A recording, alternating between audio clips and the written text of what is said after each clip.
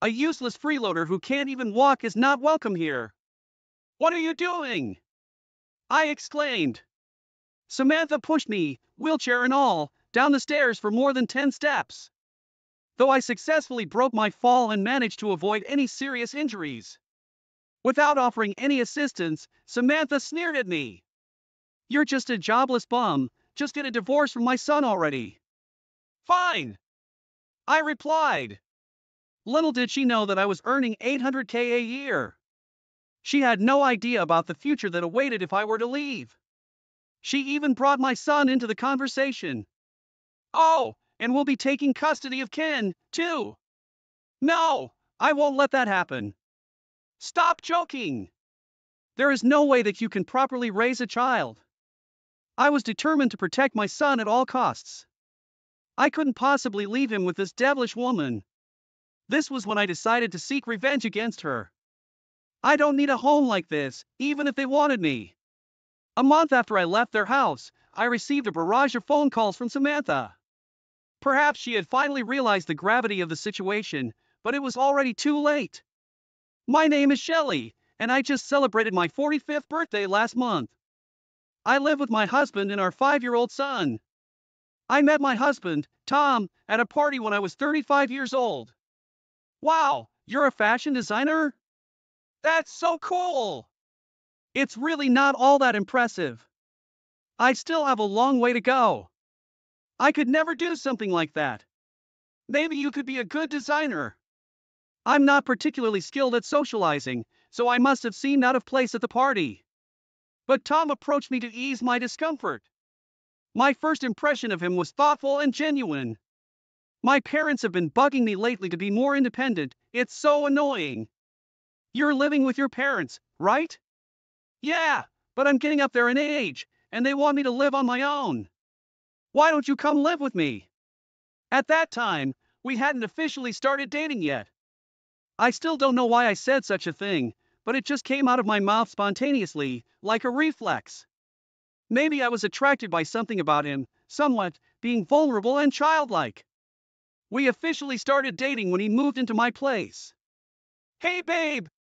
When we have a child, my dad will give us some money. Ha! What do you mean? I don't really get it either.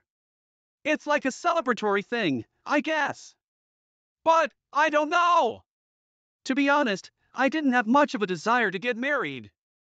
I also thought having a child would be difficult, given my age. However, my husband was quite optimistic and seemed excited about the idea of receiving some money. At this time, we had already been dating for 4 years, and I was approaching 40. No way! I was in the bathroom, clutching my head. I also did not plan anything ahead carefully. It seems I'm pregnant. Really? That's great! Then we should get married, right? Yeah! Unexpectedly, on my 40th birthday, I discovered I was pregnant, and we soon arranged our marriage. At this point, my work was on a stable path, and I was willing to invest time for my baby on the way. However, after having our son, my husband's attitude started to change. During the pregnancy, my husband didn't seem any different from before. But, you did really well. What's wrong? The moment my husband looked at our newborn son, he uttered something extremely absurd. Is he really my child? What are you talking about? Everyone in the room froze for a moment at his words. He doesn't look anything like me, does he? You can't tell, he's just been born. Oh well. I'm heading back to work for now. With that, my husband left the room, without looking back. I couldn't accept his words. My husband hardly spent his time with our son and time just passed by. After all, our son Ken had turned 3. Where's Dad? He said he was going to be late because of work today. But you have Mom here with you, okay? Okay. Last year, Tom was here for Ken's birthday. But it felt like he was just there out of obligation. And this year, he claimed to be working late. I am not even sure if he is actually working late. So, that evening, I had spent modest yet joyful moments just with my son. I'm back! I heard the sound of the front door opening. Hi, Tom. Hmm. Did we have something today? It's Ken's third birthday today. I answered with a firmer tone. Oh, I forgot. I stopped him on his way out of the room. Can't you at least say happy birthday to Ken? Why? He glared at me. It's your son's birthday. Why you don't understand? I'm tired from working late. I'm going to bed. Hey! My husband didn't say a word to our son and went into the bedroom. Of course I was mad, but I was more concerned about our son. I timidly looked at my son and he was acting like nothing has happened. He is only 3, but he seemed to understand the whole situation. It's okay, Mom, he said with a smile, and I could see tears in his eyes. From this point on, I ceased all expectations from my husband. I put our son to bed and sat alone on the couch. Then my husband came over with a smile and said, I forgot to mention, my dad gave us 10 grand as a baby shower gift recently. Oh, when was that? About 2 days ago, I think. So I thought we could go on a trip sometime. That's quite sudden. Isn't it good to do something like that occasionally? I couldn't quite understand what he was thinking, but I accepted the plan, hoping it would bring some joy to our son. And on the day of the trip, we were planning to go on a hot spring getaway. Not even 10 minutes after leaving home, my husband suddenly said, I'm sorry, but we have to cancel this trip. I don't understand. Ken was looking forward to today. Oh, come on! I can't do anything. My boss invited me to play golf. You should just decline. What? Stop giving me orders. You can't even manage household chores and parenting effectively. He snapped back at me for some reason. He even started looking at his smartphone while driving. Stop driving with your phone. I'm just replying to him. Can you just be quiet for a bit? And in the next moment, it happened. Our car drifted into the oncoming lane. As soon as I realized that we were going to crash, I turned my body toward the back seat, trying to shield Ken. Then, I lost consciousness upon impact. Shelly? Are you okay? I woke up to a voice calling my name. There stood Samantha. Where am I? What are you saying? We're in the hospital, of course. I recalled something important. What about Ken? Is our son all right? Samantha replied with a smug smile. The kid is fine. He seems to have only minor scratches. Thank goodness. I breathed a sigh of relief. However, Samantha suddenly became angry. It's not thank goodness at all. Tom has a broken bone, you know? And it's your fault, apparently. What? What's all this about? He told me that you suddenly distracted him while he was driving, didn't you? I didn't do anything like that.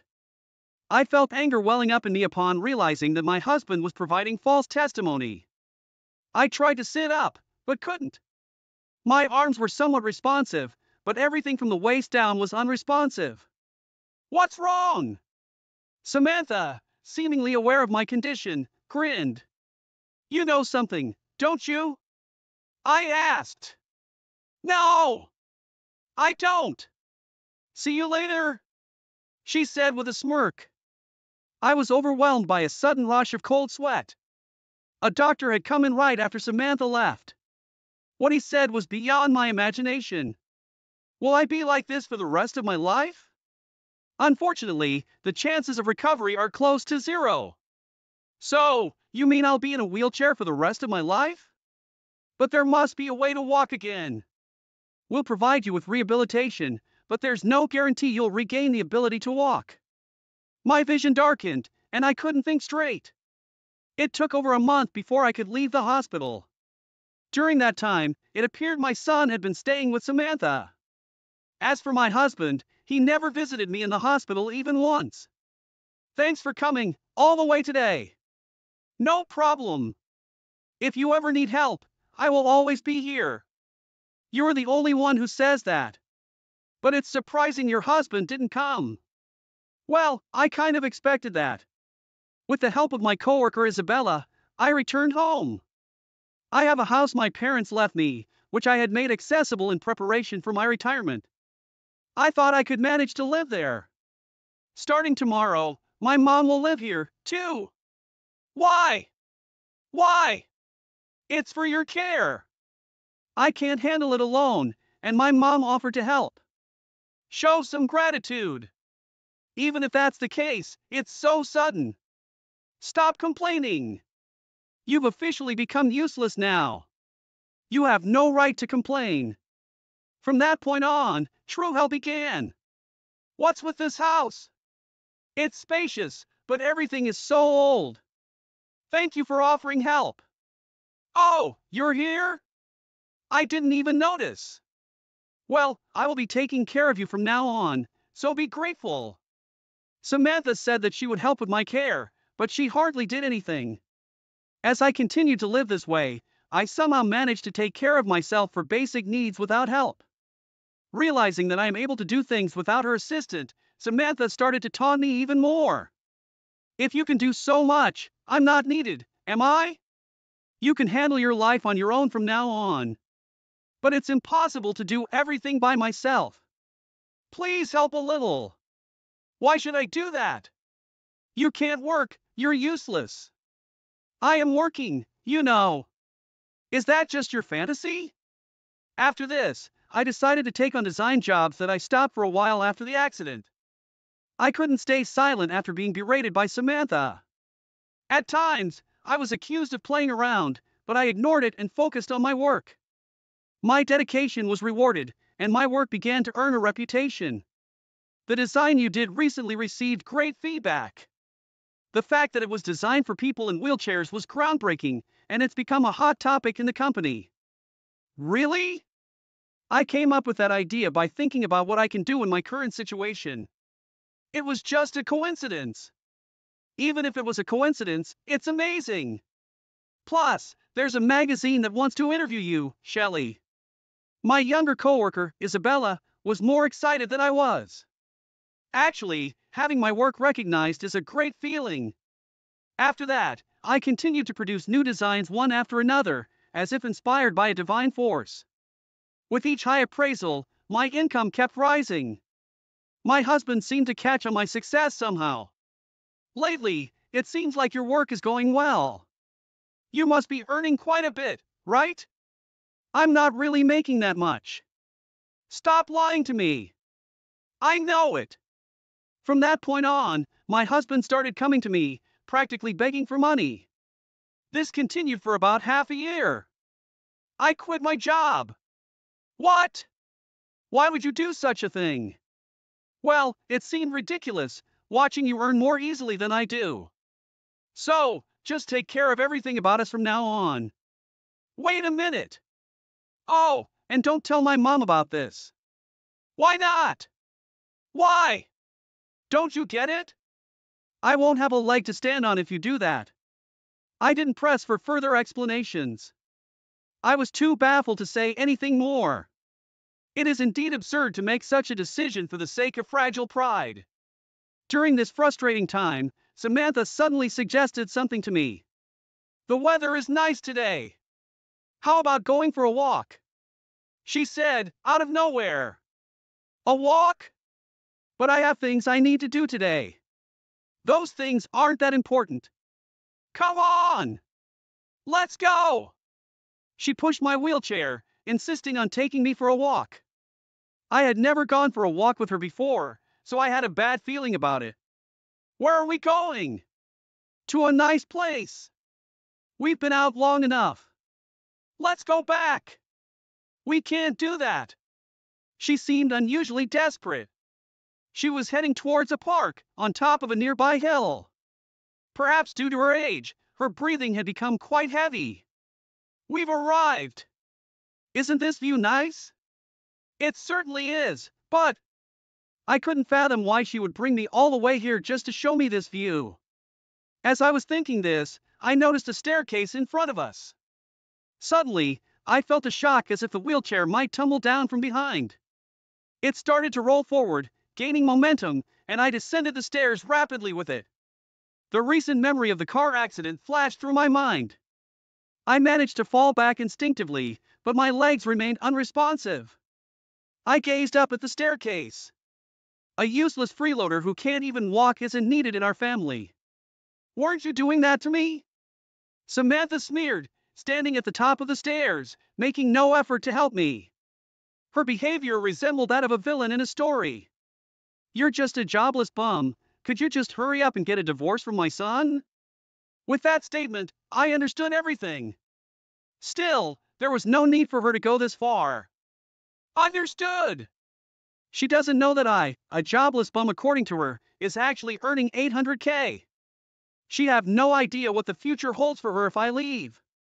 She even brought up my son. Also, we're taking my grandson, Ken, with us, she said, as if she'd won some sort of prize. I won't allow that. I will be the one to raise Ken. Stop joking! You think you can raise a child in your current state? With that, she disappeared from my view.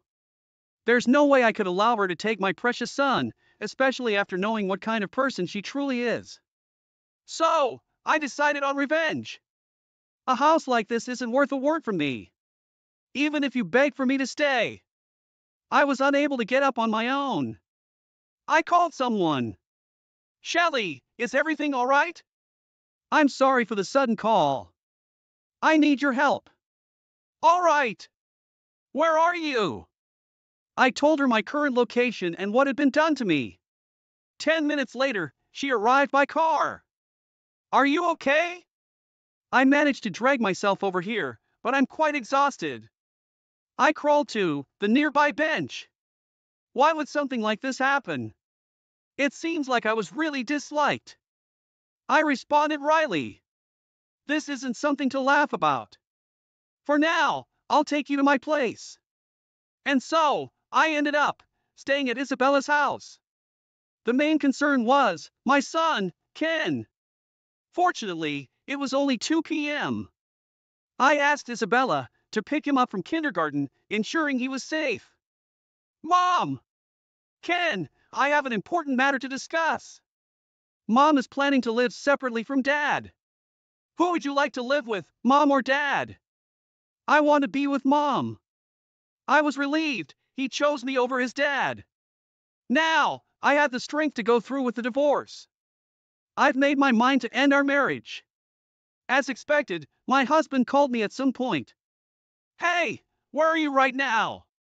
I need some money, send it quickly. Sorry, but from now on, you'll have to figure things out yourself. What do you mean? I mean it as I said. Your mother kicked me out. I'm also planning to divorce you.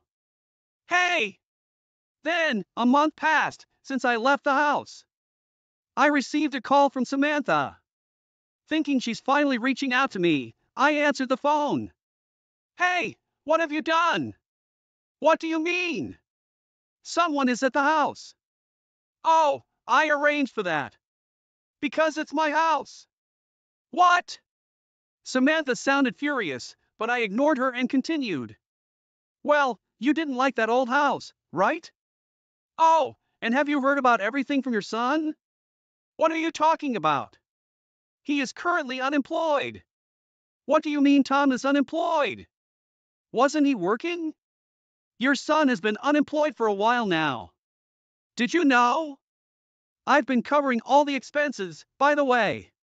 I thought you were unemployed, you just had the wrong impression about my job situation. Want me to tell you how much I'm making? Samantha's voice wasn't as strong as before, and it was trembling. I'm making 800K a year. 800,000? That's impossible. You don't have to believe me if you don't want to. Either way, I don't want anything to do with you anymore. I immediately hung up and blocked her calls. I didn't want to hear her voice ever again.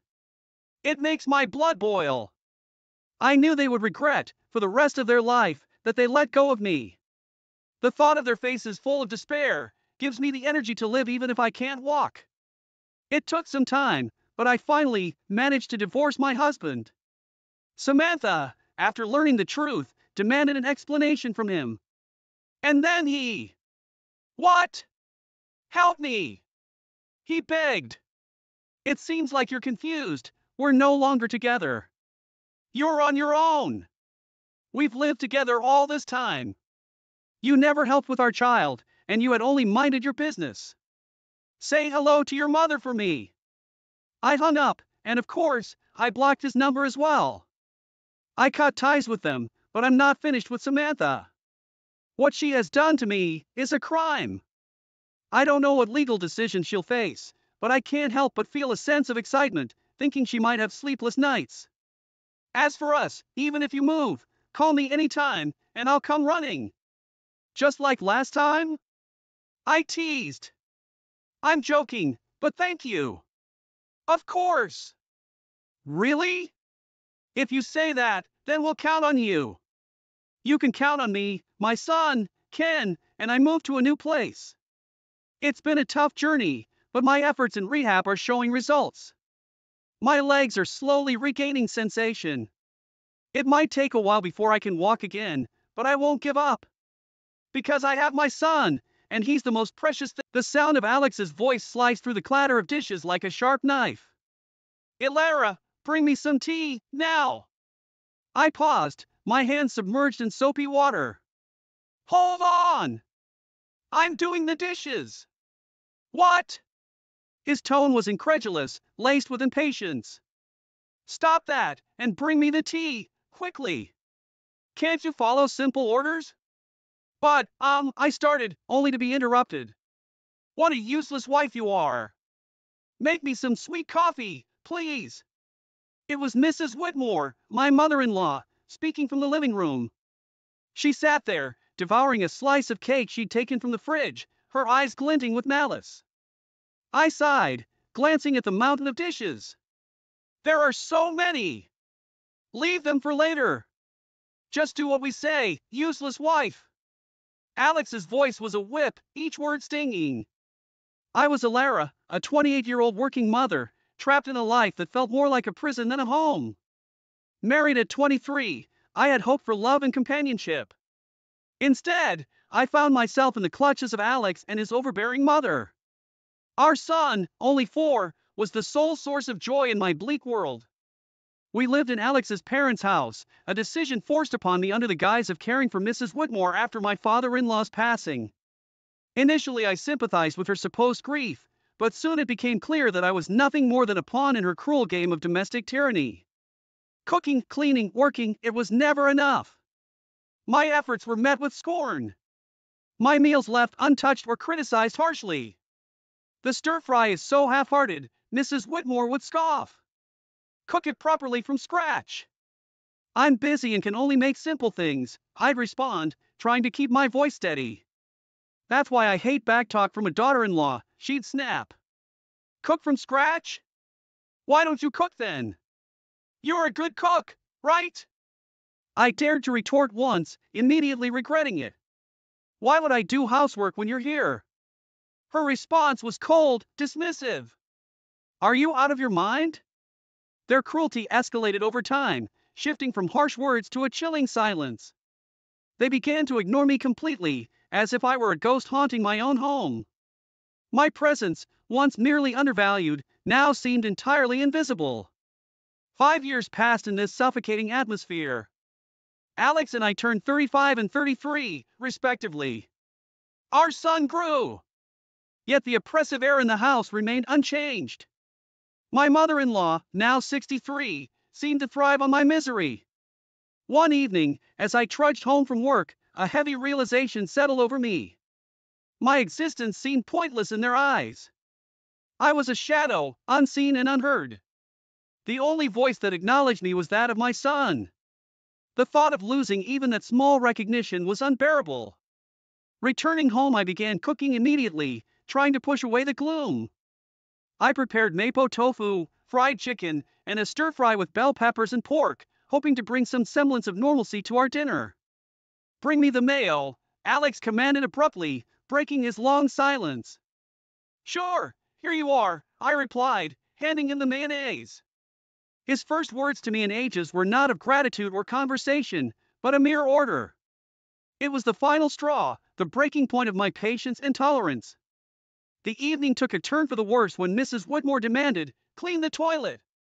"What? Now?" I was aghast. "Yes, now," she insisted, her voice dripping with venom. I snapped back, unable to contain my frustration. "Don't say such a thing while we're eating. It's nasty." "Just like your heart," she hissed. Our argument escalated quickly, with Alex interjecting, demanding I apologize to his mother. But I refused, standing my ground for the first time in years. The conflict reached its peak, and in that moment a decision crystallized within me. I needed to escape this toxic environment, not just for my sake but for my son's as well. I retreated to my room, my resolve hardening. I downloaded divorce papers, filled them out, and slammed them in front of Alex. His shock was palpable, but I felt nothing but a cold determination. "I'm filing these," I declared, my voice steady.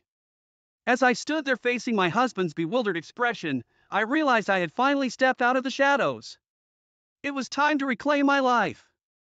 The days following my declaration of divorce were a whirlwind of cold glares and biting remarks. But amidst this storm I found an unfamiliar sense of liberation. One evening, as I served dinner, Mrs. Whitmore looked at the meal with disdain. "You call this food? Even a child cooks better." I bit my tongue, focusing on my son's smiling face. "Eat up, sweetheart. I made your favorite tonight." Alex chimed in, his voice dripping with sarcasm. "Oh, playing the perfect mother now, are we? What a joke!" I could feel the anger bubbling inside me, but I kept my composure. "I'm just trying to make a nice dinner for our son." Mrs. Whitmore snorted. "Don't act high and mighty. You're just a burden in this house." The tension at the table was palpable. Alex's attempts to belittle me only intensified. "So, Alara, have you thought about how you'll survive after the divorce? You can barely keep a house, let alone your own life." I looked him straight in the eye. "I have been supporting this family for years. I'm not worried about taking care of myself and our son." His smirk faded slightly, a flicker of unease crossing his face. Mrs. Whitmore quickly intervened. "Don't be absurd. You need us more than we need you." The conversation turned to finances, a topic they usually avoided. "You do realize that without my salary, this household would crumble?" I stated, more to myself than to them. Mrs. Whitmore scoffed. "We'll manage. We don't need your pity money." But Alex's silence spoke volumes. He knew the truth. Without my income, they would be in dire straits. In the following days, their behavior became increasingly erratic. Mrs. Whitmore would oscillate between trying to sweet-talk me into staying and hurling insults when I didn't comply. Alex, on the other hand, seemed lost, his arrogant facade crumbling as the reality of his financial dependence became undeniable. One afternoon, I overheard a conversation between them that chilled me to the bone. "She can't leave us like this," Alex hissed. "We need her money." Mrs. Whitmore's reply was cold and calculated. "Don't worry. I have a plan. We'll make her life so miserable she won't dare to leave." Hearing their true intentions laid bare was a revelation. They didn't care about me or even our son. It was all about control and money. That night, as I lay in bed, a plan began to form in my mind. If they wanted a battle, I would give them one. But it wouldn't be fought with words or petty arguments. I would hit them where it hurt the most, their pride and their pockets. The next morning, I started putting my plan into action. I contacted a lawyer, a sharp, no-nonsense woman who came highly recommended. "I want a divorce, and I want to make sure they don't get a penny more than they deserve," I told her. She nodded, her eyes glinting with determination. "We'll make sure of that. You've been the sole breadwinner, right? We'll use that." As the days passed, my resolve only grew stronger. I started documenting everything, the insults, the financial manipulation, even the smallest of grievances. It was time to turn the tables. It was time for them to face the consequences of their actions. And as I built my case, a sense of empowerment filled me. For the first time in years, I felt like I was in control of my own destiny. The shadows of contempt were slowly lifting, and in their place a new dawn was emerging. As the divorce proceedings began, the atmosphere in the house grew increasingly toxic. Yet, with each passing day, my sense of fear diminished, replaced by a steely resolve. One evening, Mrs. Whitmore tried a different tactic. "Ilara, dear, why don't we forget all this nasty business? You know we're family." Her words dripped with insincerity. I met her gaze, unwavering. "Family doesn't treat each other the way you've treated me." Alex, who had been quietly observing, scoffed. "Oh, playing the victim now? You're not as innocent as you pretend to be." I felt a surge of anger, but kept my voice calm. "I'm not playing anything, Alex. I'm just no longer willing to be your scapegoat." The conversation turned, as it often did, to finances. "You think you can just take our son and leave? How will you support him?" Alex challenged. I smiled, a small, confident curve of my lips. "I've been supporting this family for years. I think I can manage." Mrs. Whitmore's expression twisted into a sneer. "You're nothing without us. You'll come crawling back." But their words no longer held power over me. I knew my worth, and I knew the truth.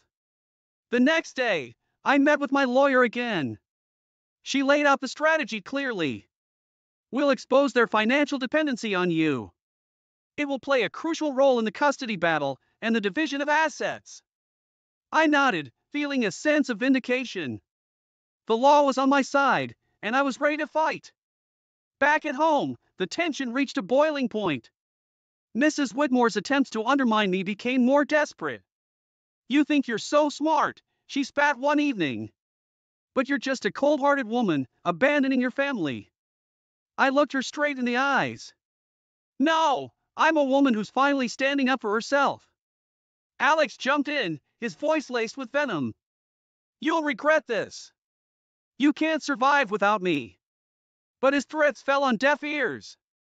I was done being intimidated. As the days went by, my preparations for the court battle intensified. I gathered financial statements, recorded their abusive remarks, and collected evidence of their negligence.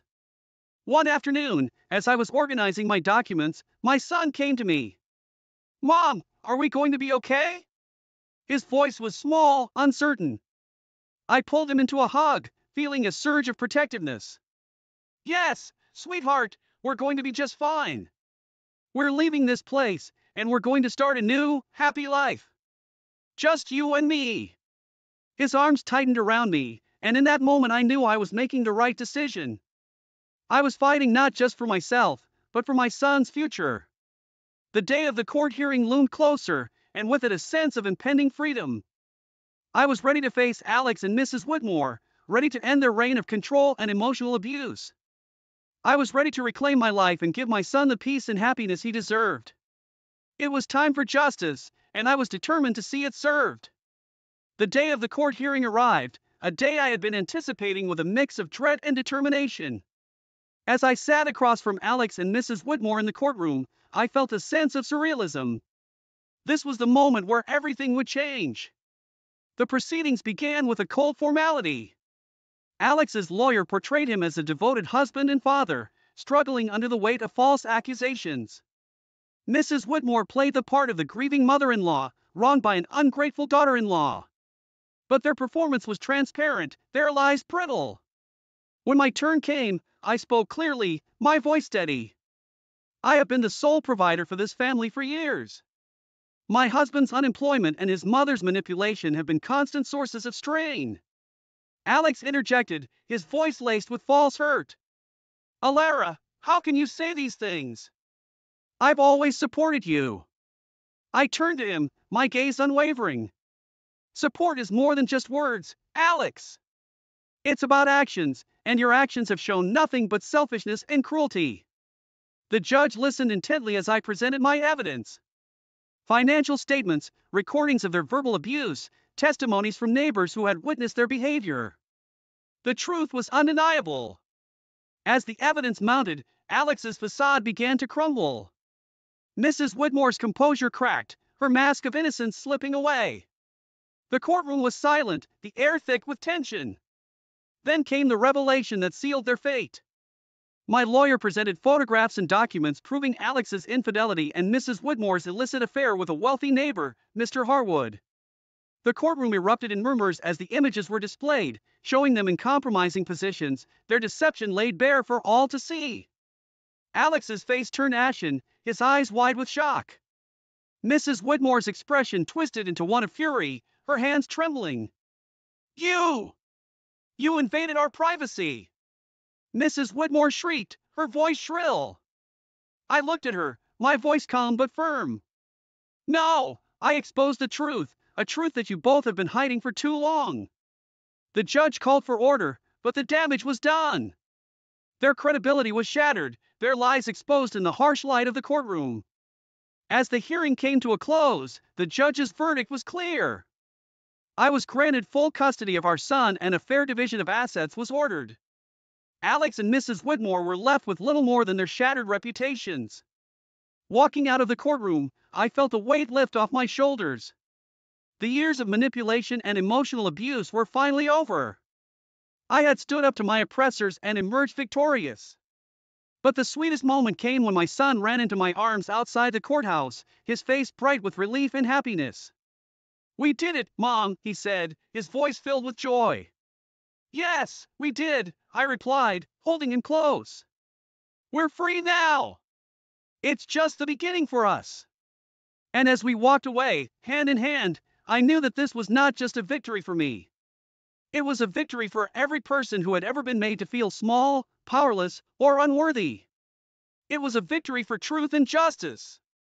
It was the start of a new chapter, a chapter filled with hope and the promise of a brighter future. The aftermath of the court ruling was immediate and tumultuous. Word of Alex and Mrs. Guest Whitmore's deceit spread like wildfire, tarnishing their reputations in our small community. They were no longer able to hide behind their facade of respectability. In the days following the verdict, I focused on rebuilding my life with my son, but I couldn't ignore the sense of satisfaction that came from knowing Alex and Mrs. Whitmore were facing the consequences of their actions. One evening, as I was preparing dinner, I received an unexpected visitor. It was Mr. Harwood's wife, Mrs. Harwood, her eyes red with unshed tears. Alara, I heard about everything. I can't believe what Sylvia, Mrs. Whitmore, did. Her voice broke, and I could see the pain etched on her face. I invited her in, offering a cup of tea.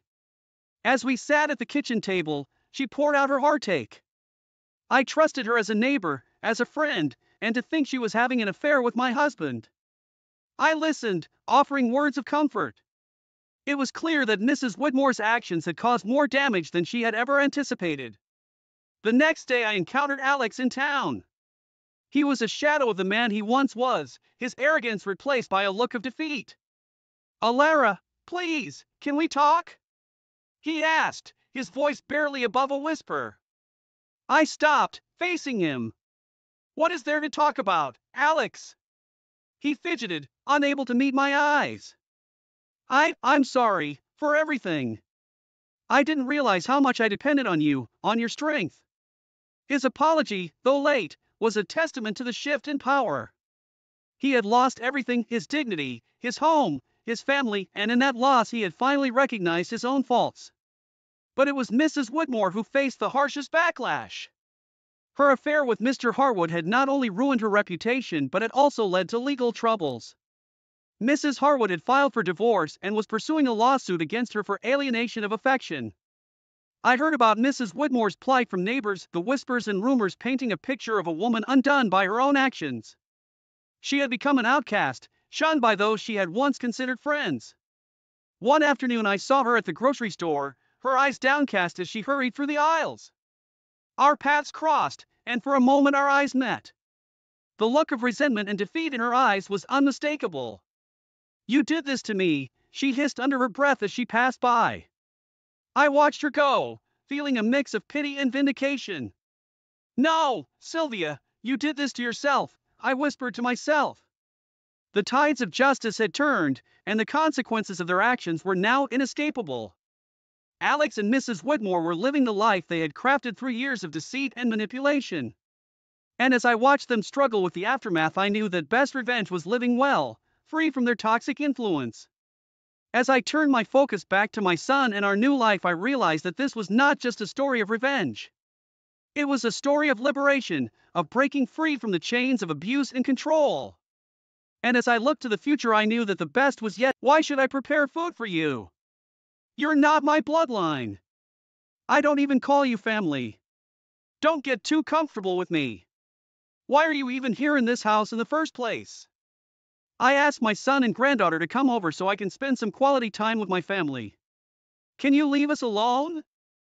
Awkwardness filled the living room of my parents-in-law's house. My mother-in-law, who he eliminated every time we saw each other, was a big pain in my neck. But one day...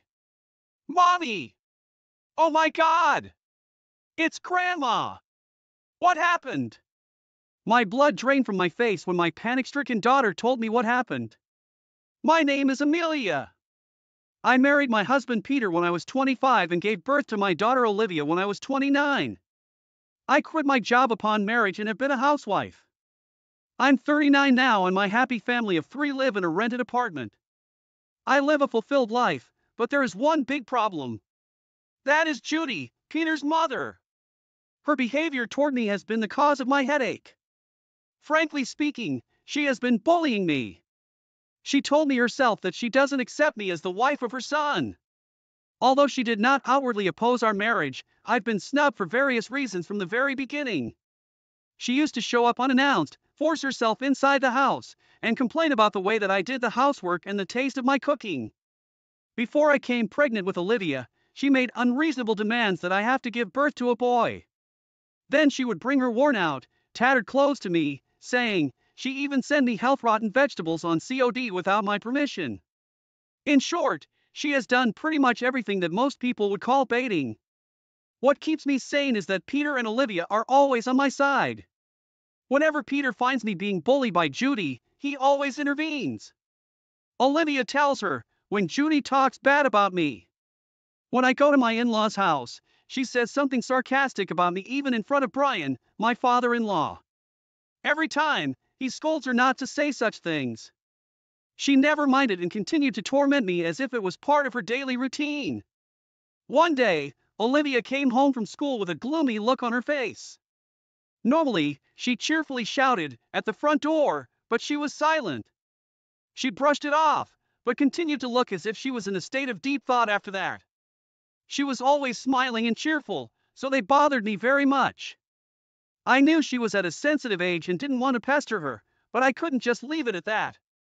Peter had to work late that day, so there was going to be just the two of us at dinner.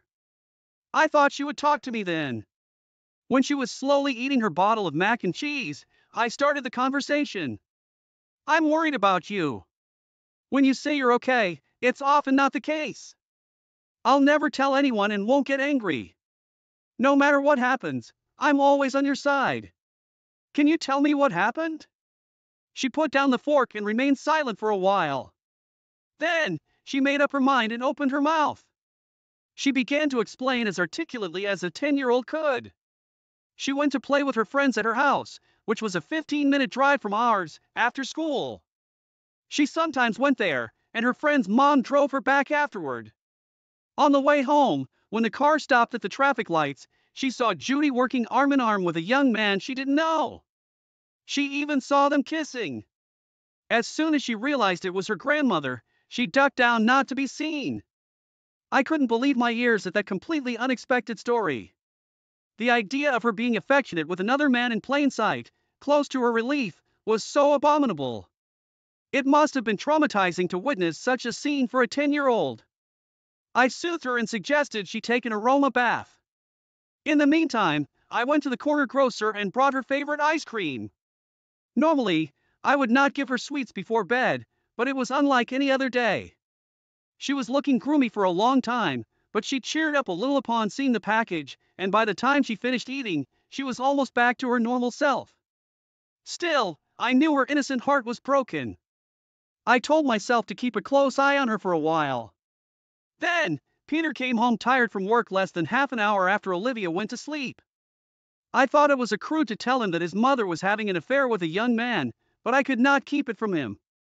I taught him exactly what Olivia had told me. He was enjoying his beer in the living room, but when he heard the story, he covered his mouth with a hand and ran to the kitchen. He came back with a wobbly step and mumbled weakly. Seriously? I could feel his pain and disgust. When he calmed down, we discussed our plans. What are we going to do about it? Shouldn't we let Brian know? Well, we can't just leave it like this. If we were to tell him we need to gather more evidence, I worry that she could make excuses if we only have Olivia's story. I agreed with him. We decided to ask a private investigator to look into Judy's infidelity.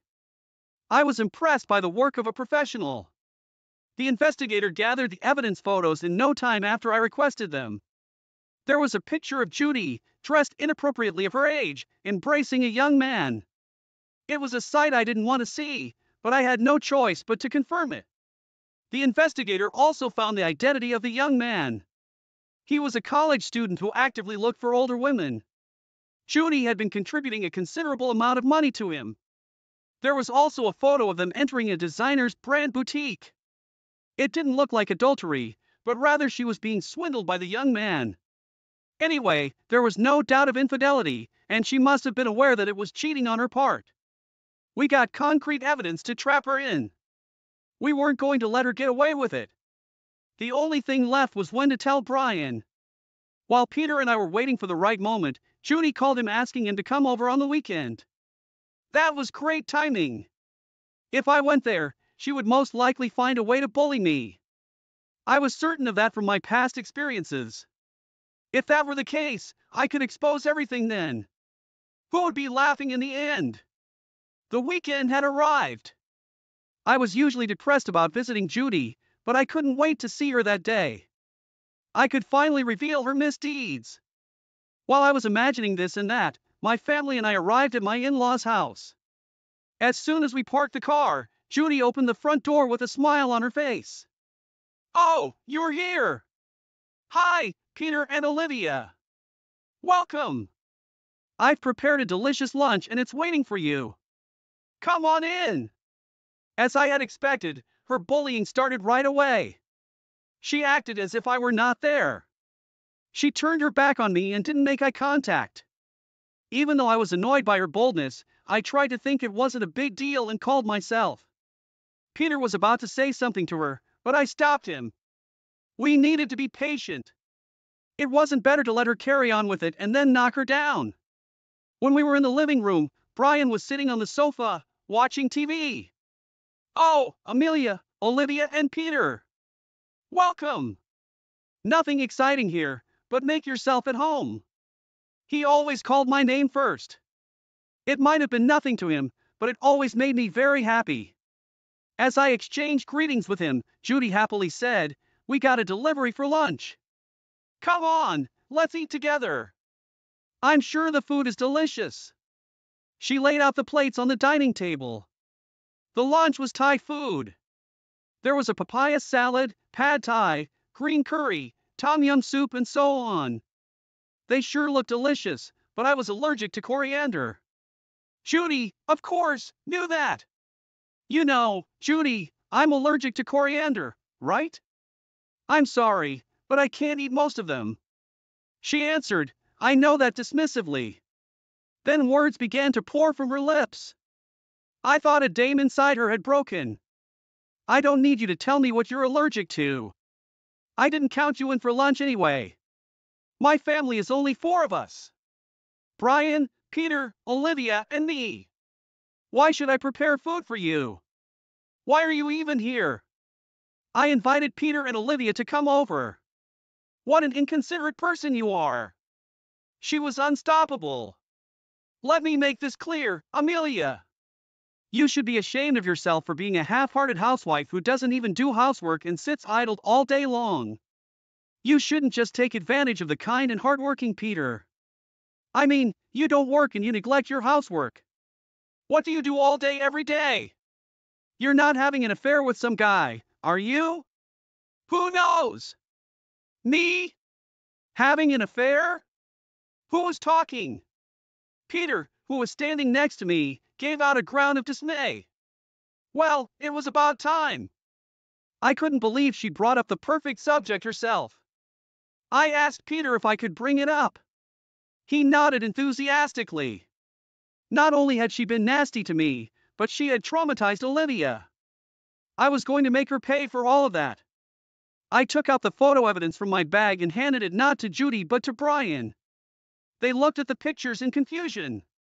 At first, both of them seemed not to understand what they are looking at.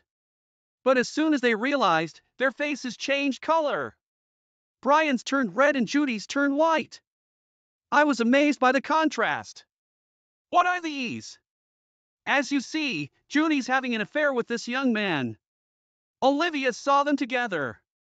She suspected me of having an affair, but it seems she was just talking about herself. No, that's not true. I'm not having an affair with Justin. It's purely. Judy was so panicked that she blurted out the young man's name. Brian got angrier and shouted, "Who's Justin? I heard you brought a lot of things for him. A total of about a couple of thousand? No, I think it's more like a couple of 10,000. You're a housewife too, so where in the world did that money come from? It can't be the money Brian has earned, can it? Oh, you're so bad. You shouldn't take advantage of his kindness." I took the opportunity to press hard on her. Judy was horrified and even thought her mouth was moving. No word came out of it. She probably never thought that I would talk back to her. Mom, Dad's been so good to you, hasn't he? Why do you have to cheat on him?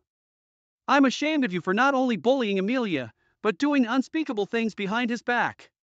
You don't love Grandpa? I feel sorry for him.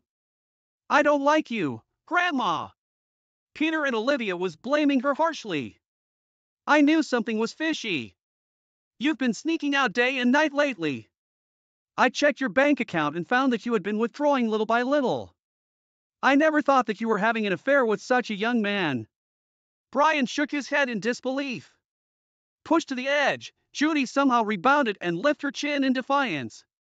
What I do is none of your business. I will live my life the way I want to. Brian erupted with anger at her attitude and shouted at her to get out of the house. His fury didn't subside after that, and the two ended up filing for divorce. Judy had no income and no savings, so she could no longer contribute to her beloved Justin. He simply abandoned her. How did I find out? Judy told me herself. She was so desperate that she turned to us and stormed into our house. She hoped that we sympathized with her if we knew her devastation. I only have you to rely on, Peter. I can't get in touch with Justin anymore. Please, I apologize to you too, Amelia. I don't trust you anymore. Why don't you just live your life the way you want to? Like you said before, not my business. Of course, we had no sympathy for her. I would never forgive her for traumatizing Olivia. Eventually, we called the police to remove her. Brian had gone around telling all the relatives that Judy had an affair and that she bullied me, so she couldn't rely on them either. I heard that she was living alone in a shabby apartment and continued to pay alimony.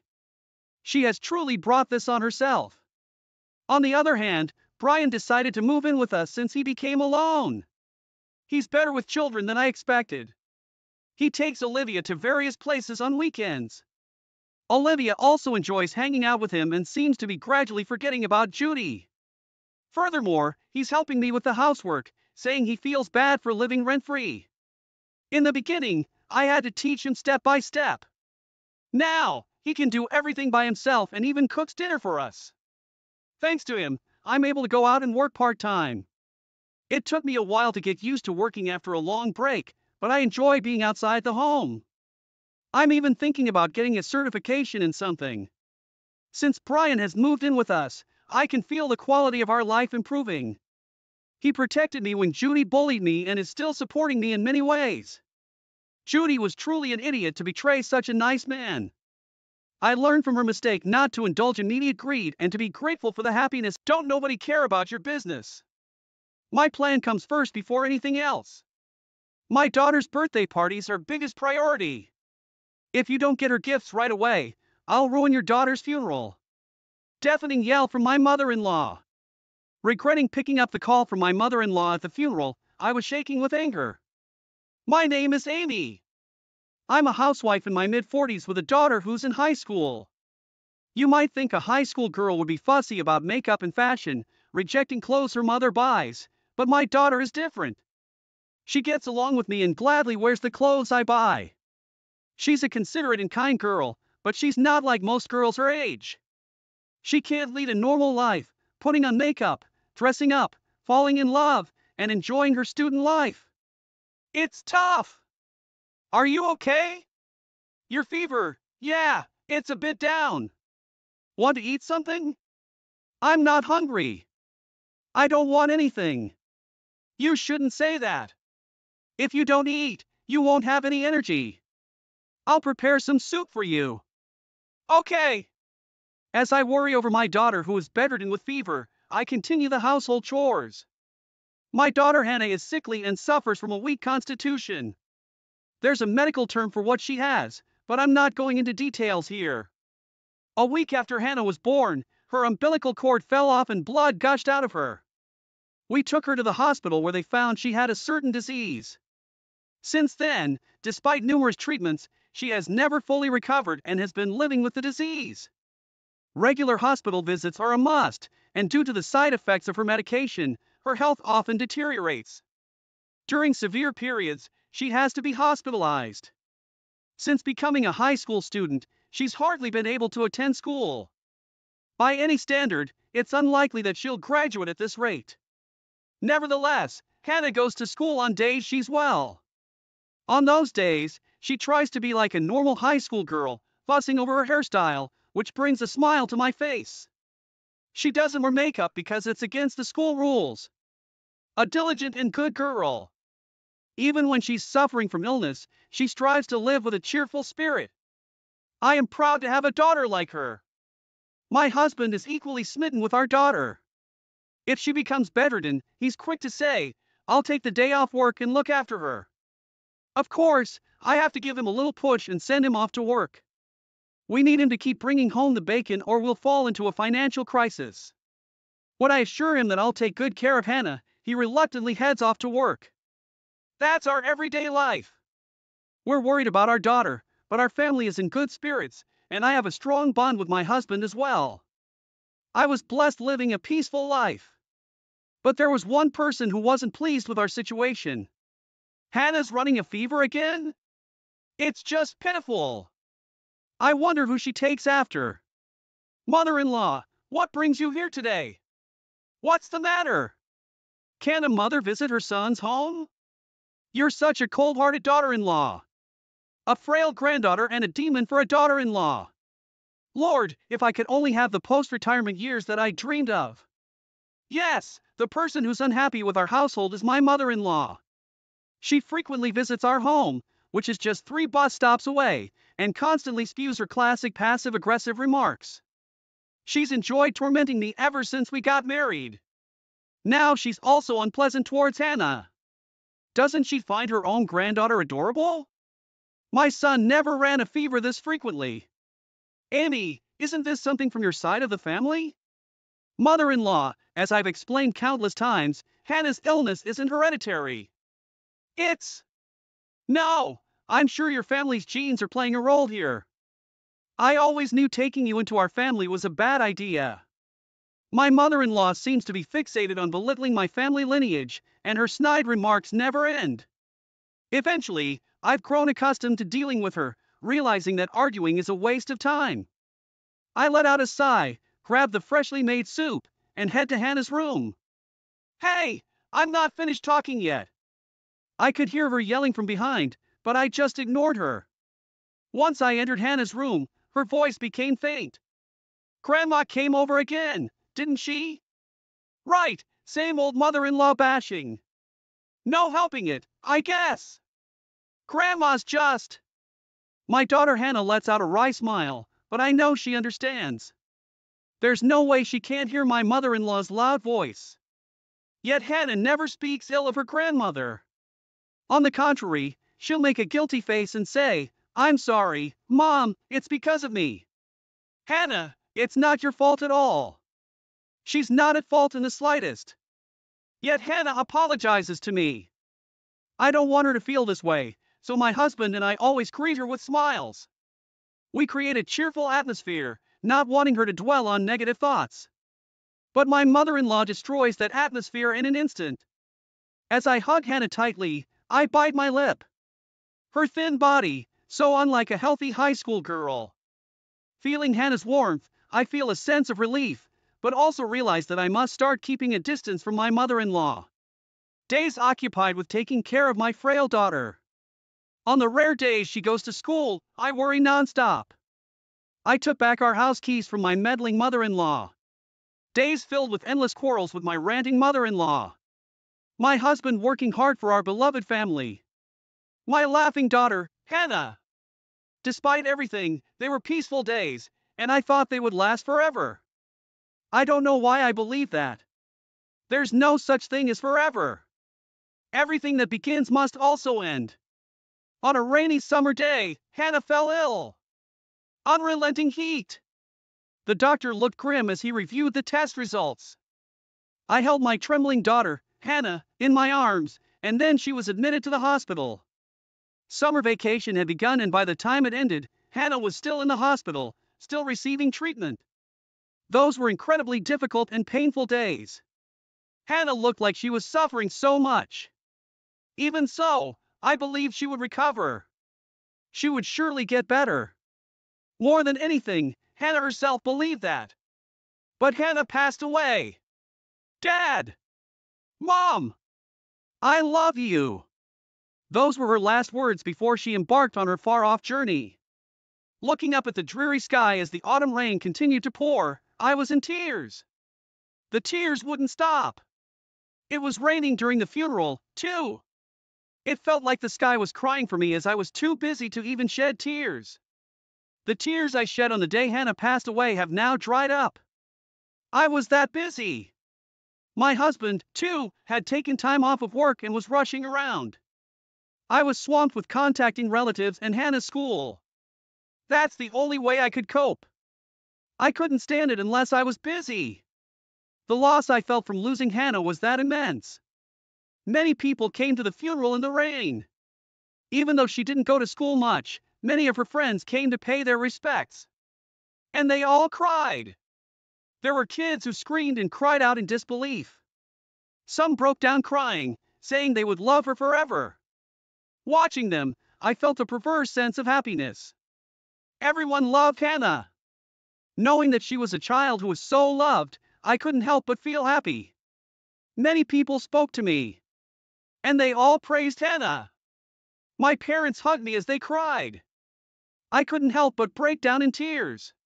It was then that my phone, which was in the pocket of my black funeral attire, vibrated. I had my phone on me in case someone needed directions to our funeral's location, so I quickly stepped away from my seat and looked at the screen. The caller ID showed that it was my mother-in-law. My father-in-law had already passed away, and although I had contacted my mother-in-law, she hadn't come to the hospital.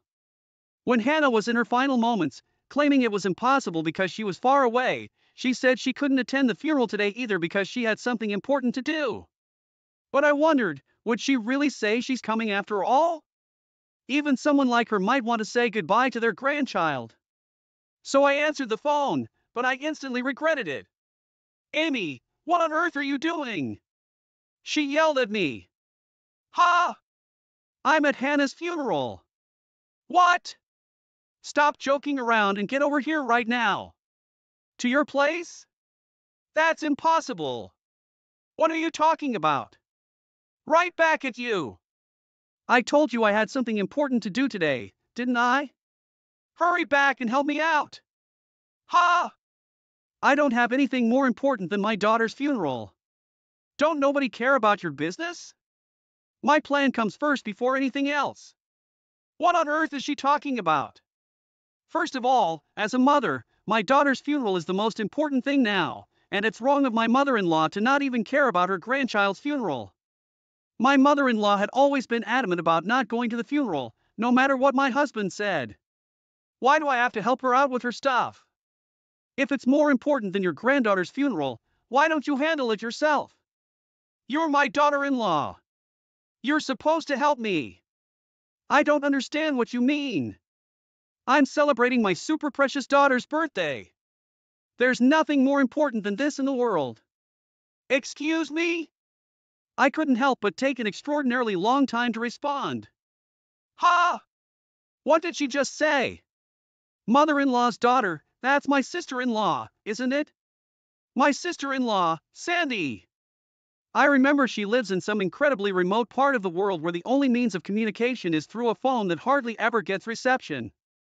Because of this, while we did send an email about today's funeral, we have no idea when she'll read it. So, what's this about Sandy's birthday? Ha! What about Sandy's birthday exactly? Sandy's coming home after such a long time, and coincidentally, it's her birthday too. We have to celebrate it grandly, don't we? Like I care! So I need to thoroughly clean my house and prepare a huge feast. So come over here fast. But as I said, I'm in the middle of a funeral right now. I don't care about that. My daughter is more important than my granddaughter. Also, bring a present with a budget of over $500. Hurry up! If you don't bring any gift right now, I'll ruin your funeral. Click! I hung up on her. I couldn't stand to listen any longer. If I had to hear any more from my mother-in-law, I felt like I'd march over there with a baseball bat. Just how selfish can my mother-in-law be? Your daughter over your granddaughter? I'm not saying they should be compared, but to say your daughter is more important? More important than a funeral? She must be kidding. I told my husband Mike everything that had happened, and we decided to ignore her. Mike tried to contact Sandy, but either she was still in the plane, or we just couldn't reach her. Pulling myself together and regaining my composure, I returned to shedding tears at my daughter's funeral. The day after the funeral, Sandy visited our place. She read Mike's email and flew here right away. She apparently thought it would be faster to come home than to try to get in touch while traveling from where she lives, but it took her a great time to get here. In the end, she didn't make it to the funeral, Sandy bowing her head in apology. After paying her respects at the altar, she shared various stories with us. There were stories I had never heard before about my daughter and Sandy, who we hardly ever got a chance to see. Listening to that, I found myself reminiscing about my daughter when she was little, and once again, I started to cry. In the end, my mother-in-law didn't even bother to come to pay her respects. My sister-in-law, Sandy, deeply bowed her head and apologized for this. I'll do something about my mom, she said before leaving, but I wonder what she meant by that. Then, a few days later, the reality that my daughter was gone still hadn't sunk in, and I found myself in her room. I gently stroked her study desk. The room, untouched since her death, was filled with so many memories of her. Just as I felt like I was about to cry again, the doorbell rang unexpectedly. Startled, I quickly wiped away my tears and was speechless as I looked at the monitor. To my surprise, it was my mother-in-law. My mother-in-law, who had angered both my husband and me with her inappropriate remarks on the day of the funeral. She hadn't even come to pay her respects, and even after a few days had passed, she hadn't shown up. What does she want now? I had no intention of opening the door, so I responded via the intercom.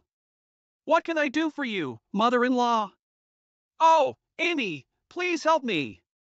Just after I was left puzzled by her unexpected plea for help, I might end up joining my granddaughter if this keeps up. Please help me, she exclaimed, saying something unthinkable. Wondering what was going on, I reluctantly opened the front door, and my mother-in-law fell in. What's going on? Help me! My daughter! My daughter! Ah! While I was tilting my head, not understanding what she was trying to say, a figure suddenly came into my view. Well, here you are, Mom! The figure was Sandy. She had a smiling face, but somehow it gave off a silent pressure. Eek! She's here! Ha! What? What? Seeing the pale face of my mother-in-law, who screamed at the sight of Sandy, I was completely stunned. What on earth is happening? Oh, come on, don't say things like, she's here, it's rude. See, Mom, it's your cute daughter, right? No, no, no, not cute at all. What in the world is going on? Just until the other day, she was talking about her daughter and her birthday being more important than my daughter's funeral. What happened in just a matter of a few days? While I stood there, bewildered, Sandy handed something to our mother-in-law. Don't worry, the next part is much easier. Here, you just need to put this on your head and go about your life. Saying this, Sandy put it on my mother-in-law's head. She shook it off and hid behind me. I'm not wearing that. Why not? People will think I'm a weirdo if I walk around with that on my head. Wondering what on earth it was, I looked at the object that had fallen to the floor. It was a mask. Not the kind of mask you would see at a fair, but something, I don't know, a mask that you might see worn by a tribe living deep in Africa during some strange ritual. The kind of thing a shaman might like. And why does Sandy have something like this? Why put it on my mother-in-law's head? This mask is used for fortune telling where I live. Sandy explained in response to my question. It has an interesting look. It's a great craftwork that has been passed down since ancient times. I was stunned. Well, yeah, looks like it. So you're going to put this mask on top of my mother-in-law's head? Not on her face? If it's on her face, she wouldn't be able to see anything. This isn't an ordinary mask with holes for the eyes. I mean, if it did have holes in them, I wouldn't mind letting her wear it on her face. And what happens when she puts it on? Oh, you didn't know? This mask has a demon repelling effect. As if I would know about such an effect. A demon repellent? Exactly. You see, no matter how hard you think, she's clearly possessed by a demon, right? With that, Sandy pointed at my mother-in-law, her own daughter, saying such a thing. So this is what she meant by I'll do something about my mom. So if she wears this for a few days, I think she'll definitely become a normal human being with morals. I've been trying several methods for the past few days. A different method? I had her wear a necklace of garlic and run around the neighborhood. Isn't that for vampires, not demons? Or are vampires also demons? I'm not quite sure, but oh well. But what's with the running? Is that why my mother-in-law has been looking so worn out? That must have smelled terrible. Garlic isn't that bad unless you cut it open, you know. That's not really the point, but that's beside the point. The issue is that she wore that and spent a few days that she was running. I really wish I could have seen that scene. Do you want to see the pictures? Oh, yes, please. Sandy has pictures. What a pro! You guys, what are you so happy about? Show a little more sympathy for me. My mother-in-law started to complain as Sandy and I were laughing and looking at the pictures. I almost forgot she was here. Why do we have to show sympathy for you? Sandy looked up from her phone and glared at my mother-in-law. Why? Because you're my daughter. If you want sympathy from your daughter, why don't you become a person deserving of sympathy? Do you think there's anyone else as sincere as I am? Where's the good in someone who dismisses their grandchild's funeral as whatever? Sandy exclaimed, her mouth wide open in anger. When I rushed home and came back for my niece's funeral, I find you here just lounging at home. And when I asked if the funeral was over, you boldly said you didn't go. I thought maybe you were sick, but you were just doing push-ups to show how fit you were. Push-ups? She wouldn't even go light an incense at the wake. I don't care about my birthday. Screw that! What are you talking about? It's a parent's duty to celebrate their child's birthday. I've never heard of a grandmother prioritizing her daughter's birthday over her grandchild's funeral. Their shouting match was getting so intense that Sandy and my mother-in-law were both panting heavily. That's why I'm saying we need to cleanse this rotten character of yours that's like you've been possessed by a demon and start over. Sandy cried out at the end, tears suddenly rolling down her cheeks. It's pitiful that Hannah had a grandmother like you. Her words stuck in my throat. Ah, Sandy loved my daughter too. Even if the time they spent together was short, there was no doubt that Sandy loved my daughter. Holding back the tears that threatened to spill, I stared hard at my mother-in-law. She faltered for a moment under my gaze. Mother-in-law? What is it? You didn't do anything for my daughter when she was alive, did you? And I'm not talking about giving her stuff. You didn't even care about her, did you? So what if I didn't? There's no way I could have doted on such a frail child just because she's my granddaughter. But my daughter, she adored you. Ha! At my unexpected words, my mother-in-law was at a loss for words. I told her to wait a moment and went back into the house. From my daughter's room, I took that and returned to my mother-in-law who was still at the entrance. Then I handed her a letter. What's this? It's a letter from my daughter to you. Eh? My mother-in-law looked back and forth in surprise between me and the letter. In my hand was a letter, certainly addressed to Grandma, in my daughter's handwriting. My mother-in-law tentatively opened it and checked the content. As she read on, her eyes widened and before we knew it, tears were welling up. No! No! I didn't do anything for Hannah. I was never kind to her or showed her love. Crying out, my mother-in-law collapsed to the ground on her knees. Picking up the letter that fell from her hand, my sister-in-law also read it. Sorry for not being a healthy granddaughter. I'll try to be stronger so don't hate me. I love you, Grandma. Hannah, even though she was such an unloving old woman. Hannah was a kind child. Yes, she truly was. At my murmuring, my sister-in-law nodded, tears streaming down her face. Tears wouldn't stop from my eyes either. And then, I'm sorry for being such a terrible grandmother. I'm sorry. Forgive me, Hannah. My mother-in-law was crying her heart out, bowing deep on the ground. The three of us kept crying for a long time. After that, my husband who came home to see us crying was taken aback. My sister-in-law explained briefly and then took my mother-in-law home. Despite her shaky steps, my mother-in-law tightly clutched onto the letter from Hannah. A few days later, my mother-in-law said she wanted to pay her respects at Hannah's memorial portrait, but I firmly declined. However, I told her it would be fine for her to visit the grave after the burial service was over, which is planned once the mourning period concludes. My mother-in-law said quietly over the phone, I'm sorry.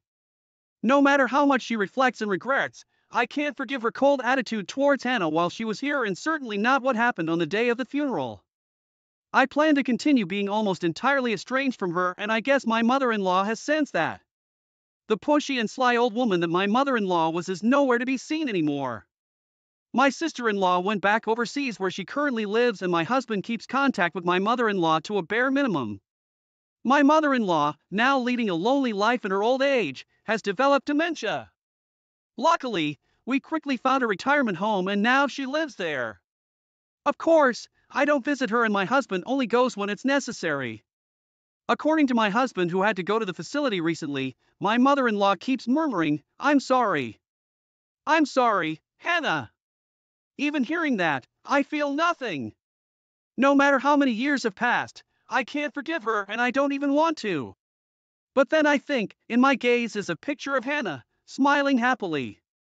If it was Hannah, that kind girl, she probably would have forgiven my mother-in-law. No, she probably never even held a grudge in the first place. She was such a kind child. Mom, I love you. I thought I heard her voice. And gently wiped my... All right then, watch the back for me, okay?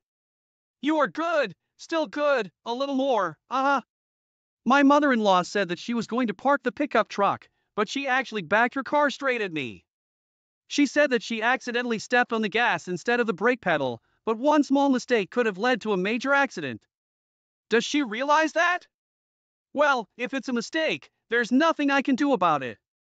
I thought that way, but she kept doing the same thing again and again and she hit me really hard at the fourth time, and I ended up with cracked ribs. Enough already! What the heck does she think I am? My patience was reaching its limit, but a few days later. Kaya! I've had enough, so I didn't go to help my mother-in-law with parking, but she ended up crashing into a shed. She was asking for help, but it was time for me to get back at her. I just packed my things and left. I am a housewife and I also work. I live in Tokyo with my husband. We met through work, and because we had a great chemistry, we got married right after we started dating. After we got married, we were living a normal married life, but one day, a year into our marriage, my husband called me out of the blue. What is the important thing you wanted to tell me? Actually, my dad has passed away, so my mom is left alone. What? Your father has passed away? Today, my mom called me while I was at work. I'm going to see her now, but we might have to live with her from now on. With your mother? Well, I'll explain everything in detail later. I was really shocked that my father-in-law has passed away, but he was quite old and had been ill, so it wasn't unexpected. It was inevitable, but I had two concerns. The first concern was that my husband might become emotionally down due to his father's passing, and second concern was that there is a possibility of us living with my mother-in-law in the future. Though I had these worries, I had no time to dwell on them as I was busy with funeral preparations and other matters. Starting next week, we'll be living with my mom. I'll take over my dad's company, and you'll become a full-time housewife to support my mom. Please take care of her. Ha! Moving! It's already decided? I have to take over my dad's company, and also it would be difficult for my mom if she lived alone.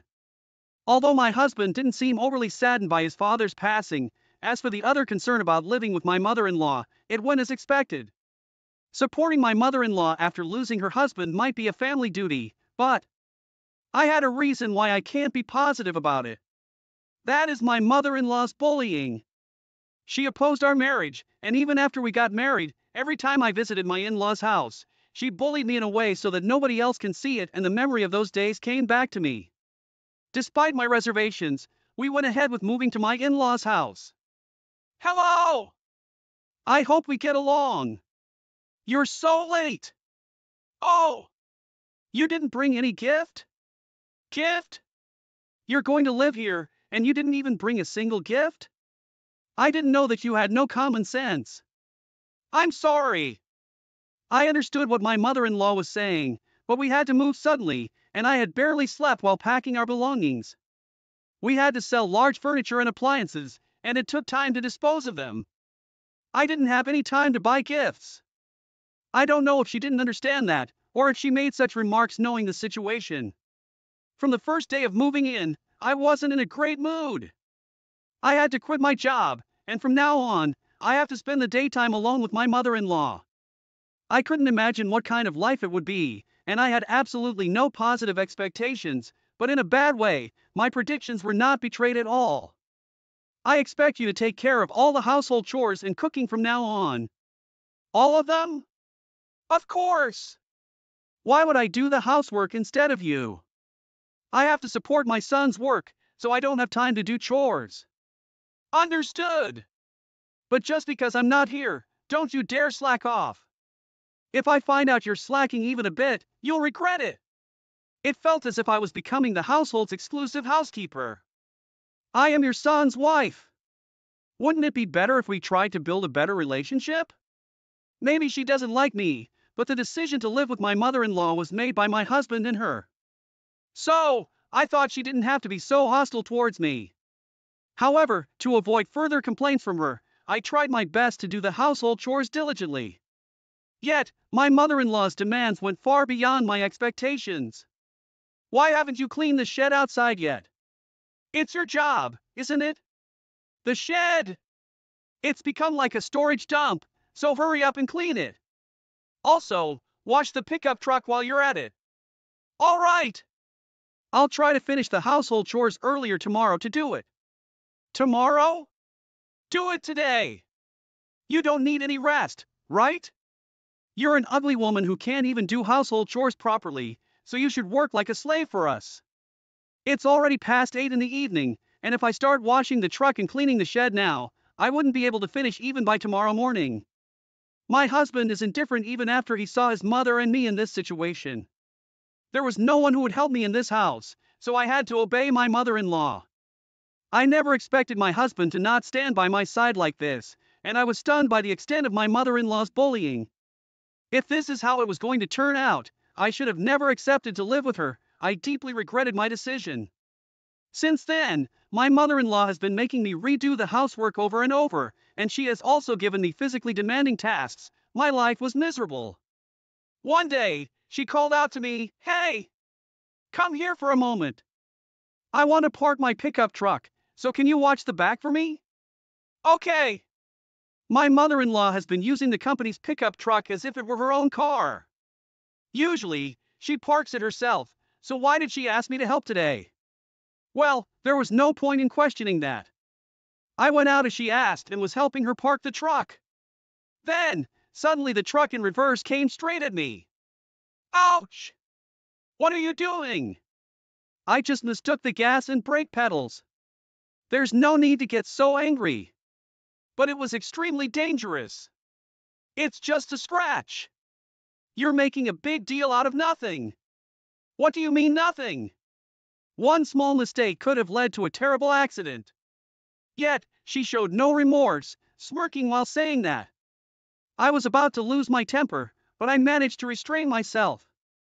However, from that day on, similar harassment continued multiple times.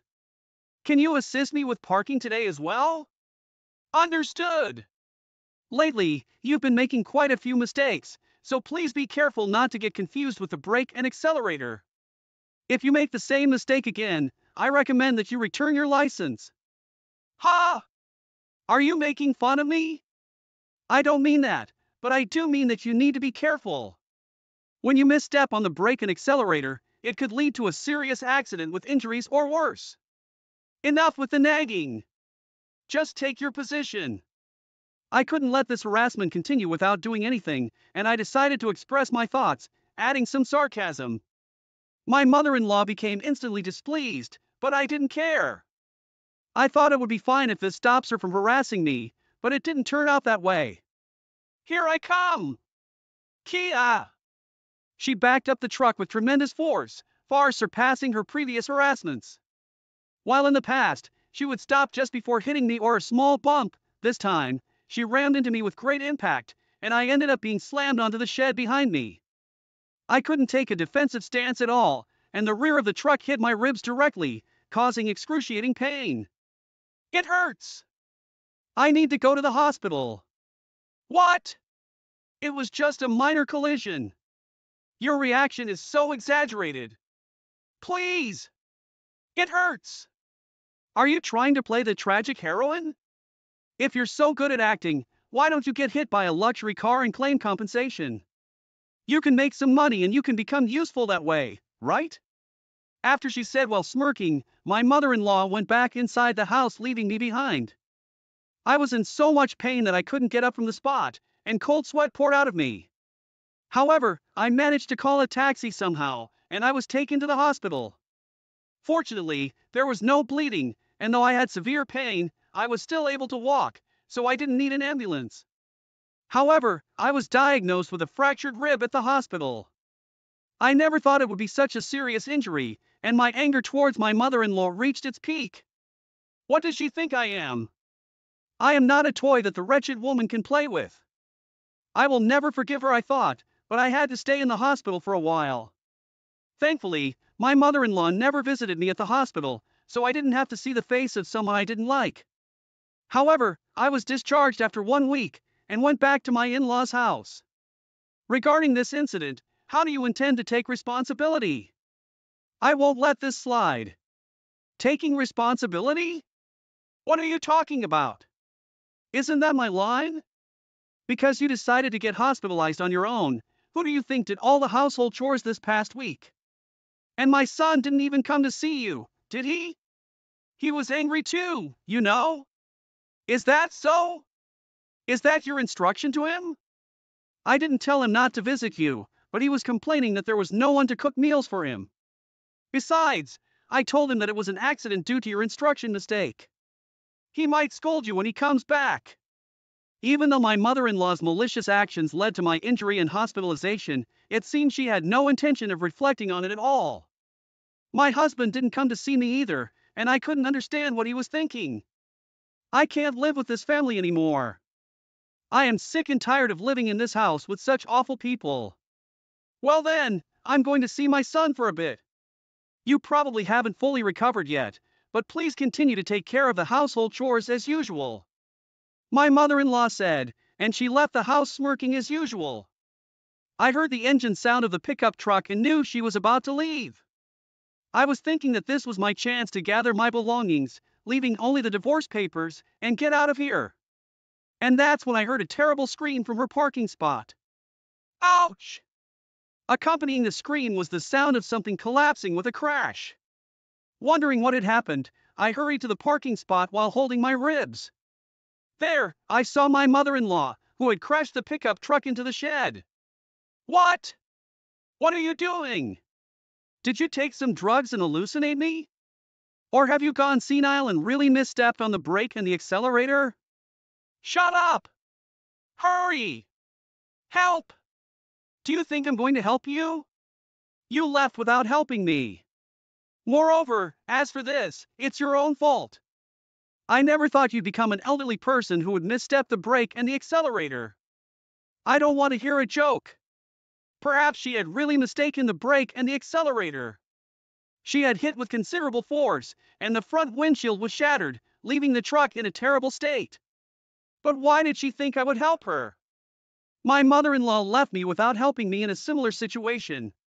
She showered me with horrible insults and left me, so there is no reason for me to help her.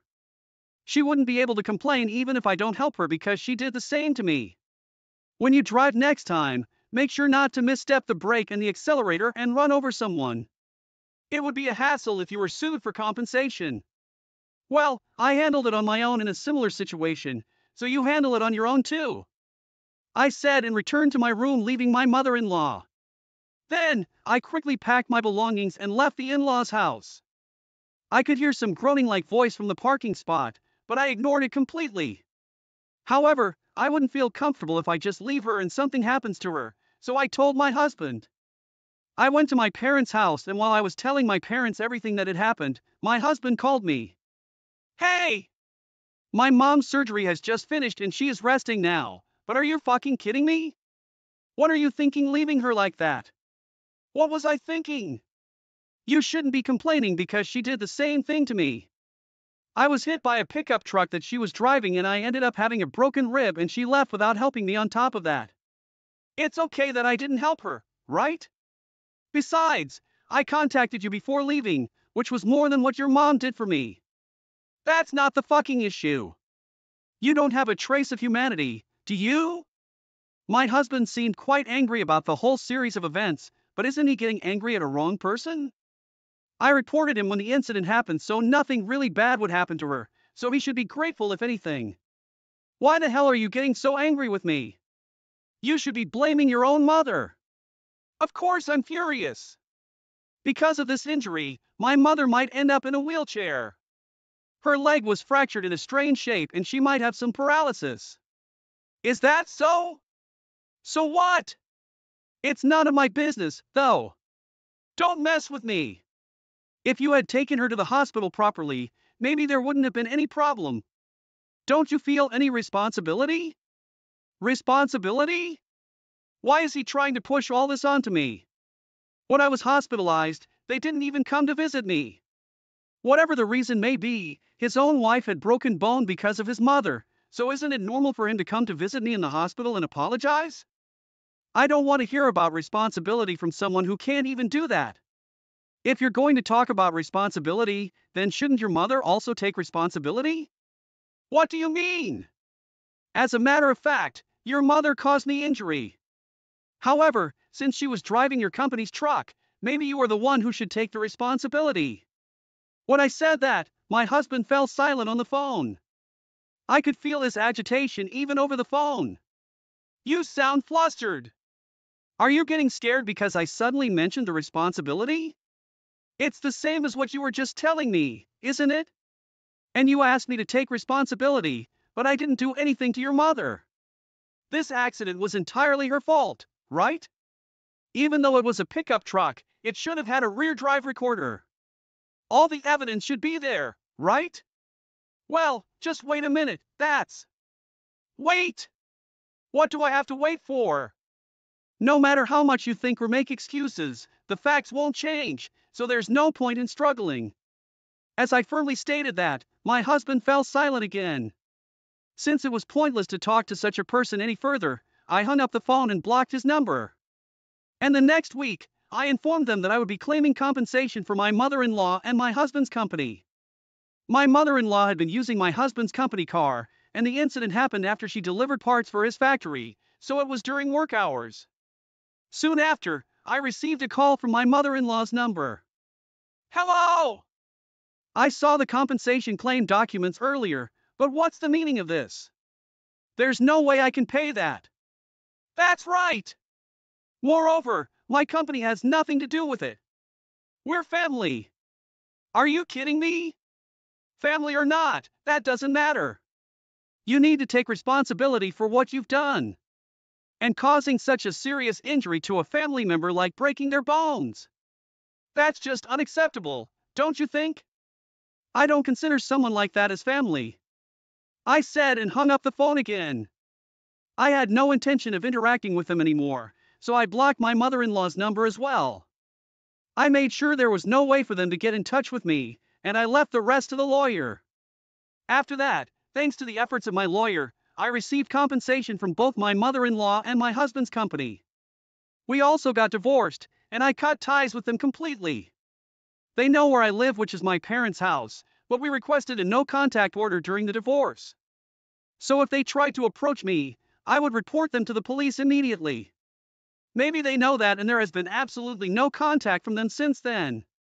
In addition, because we lived in a rural area, news of the incident spread rapidly, and the performance of my ex-husband's company declined. Furthermore, the rumors that she had bullied her daughter-in-law and even caused her serious injury has spread in my mother-in-law's neighborhood, and they are feeling quite uncomfortable. This rumor was true, so my ex-husband and his mother couldn't deny it. Also, because they had to pay me a substantial amount of compensation, they had no savings. They couldn't sell their old and poorly located family home either. The company's performance kept declining, and they kept losing money, so they didn't have any money to spare. In the end, even though they wanted to move because they were feeling really uncomfortable due to their neighbors, they couldn't even leave that place.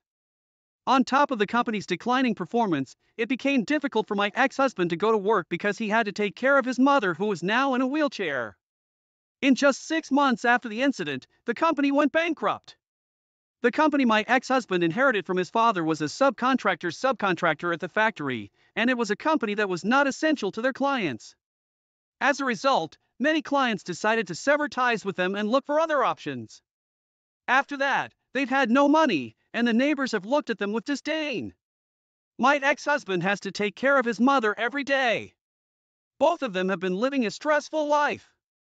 By the way, my injuries have fully healed, and now I live happily with my family thanks to the compensation I received. It's true that what you need in life is a reliable relationship like a family that supports you.